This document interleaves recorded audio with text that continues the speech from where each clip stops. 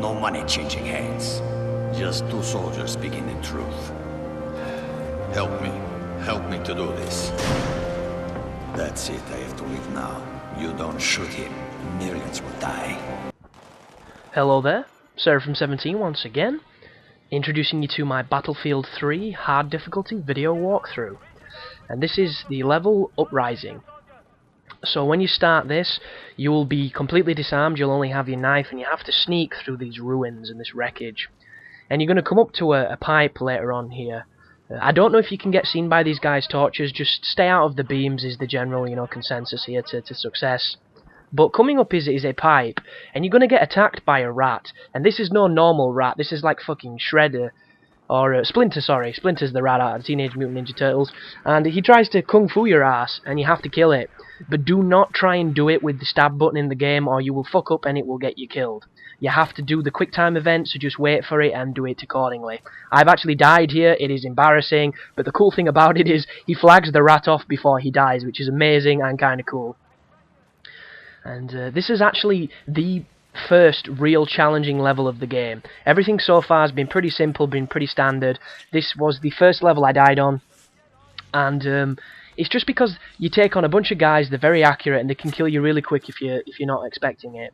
So I'll talk about that in a little bit. What I want to first mention is the visual effects on the camera on this game.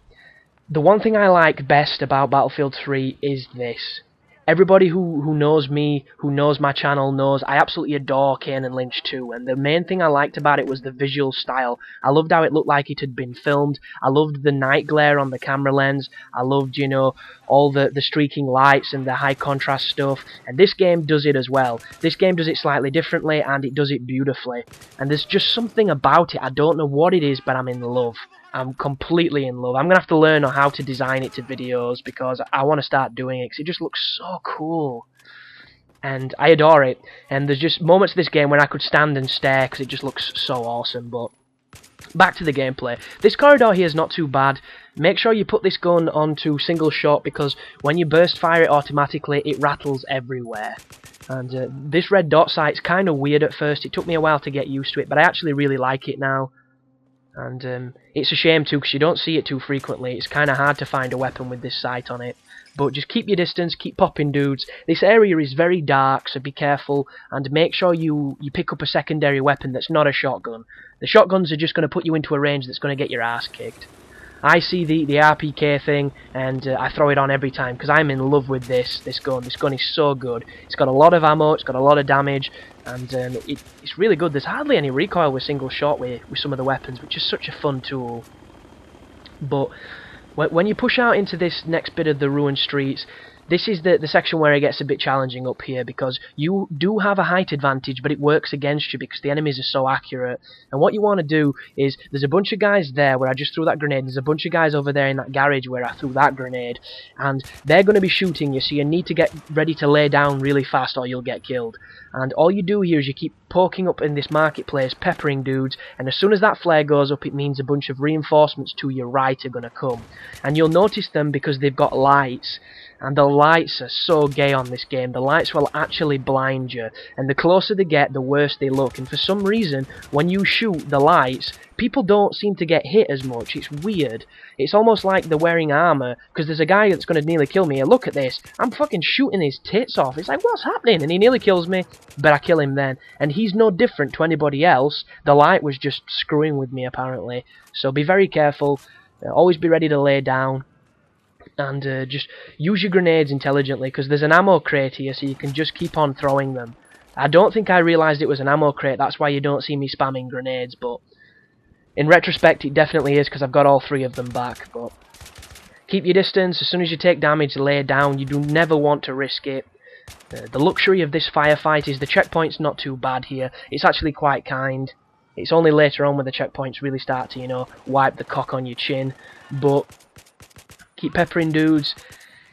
And one thing that's super useful to bear in mind on this game is the sound design I've mentioned before, and that is the positive elements of it.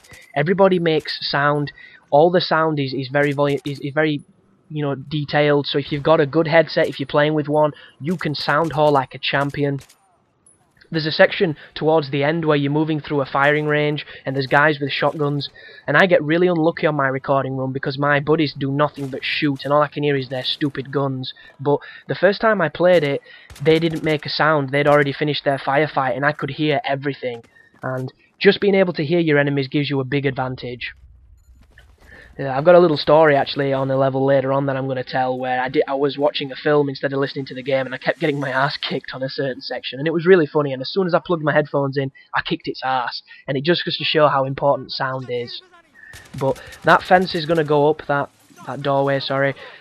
There's about 2 or 3 guys immediately outside. I use grenades to kill them because there's a box to my right which you can haul, and you can generally hear them saying things as you eke your way out, but always keep your ADS up, always look for potential targets, and as soon as it's clear you're going to move towards a bus. And this is kind of awkward, this bus, because it's difficult to get a good perspective where you can shoot them and they can't shoot you.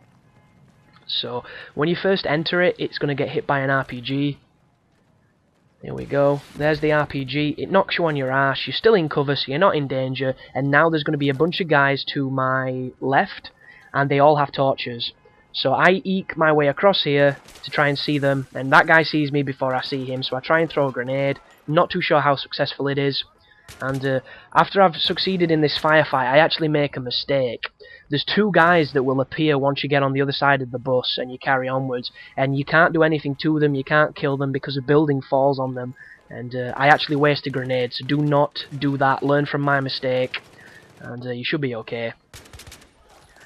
But a little interesting story about this game as well is I didn't get this game the day it came out because I wasn't that interested in it, in all honesty. The beta put me off that much. I watched a few reviews and the campaign looked really good. It looked very good graphically. I saw the lens stuff that the handycam, you know, looked like it's been filmed and for something on YouTube, and that really made me want to buy it. And by the end of watching about 2 or 3 reviews, I was in the mindset then to just order it, but I was checking it out and a lot of the reviews mentioned a day 1 patch for the game, and all the different game websites had reviewed it for the PC. They'd not actually done the console because apparently it had issues. So I thought to myself, what's the point in getting this game early if it's fucked, if it's broken, basically. So I opted out instead to trade in a game to take some money off it because I wasn't confident on whether or not I'd like it. And I actually traded Rage in to get it, and I got really, really lucky because I was going to get it on Friday, but I couldn't be arsed because I'm lazy, and I think I was doing the Batman guide. I was going to get it Saturday, but I couldn't be arsed, and then I decided to actually go Saturday and buy it. And when I arrived at the store and I asked to see how much I could get for Rage to trade in value, the woman behind the counter said I'd get 16 quid for it. And I think that works out to just under maybe $30 or something. I know the exchange rate's kind of crazy. So that sucks when you consider that I'd paid 40 quid for the game. But then she said, it's 16 quid value on anything else in store, but if you trade it in towards Battlefield 3, it's worth 30 quid. Which is double, pretty much. And it just made me think, what is going on there? And I know it's a promotion, I know it's a deal that the shop's doing to try and get you to, you know, trade your games in so they can sell them back to you at an extortionate price and still buy something from their service. But at the same time, I got this game for 9 quid and I was really pleased because this is a fun game and I can't wait to get into the multiplayer. Word of warning right now anyhow, back on topic. This area is kind of weird.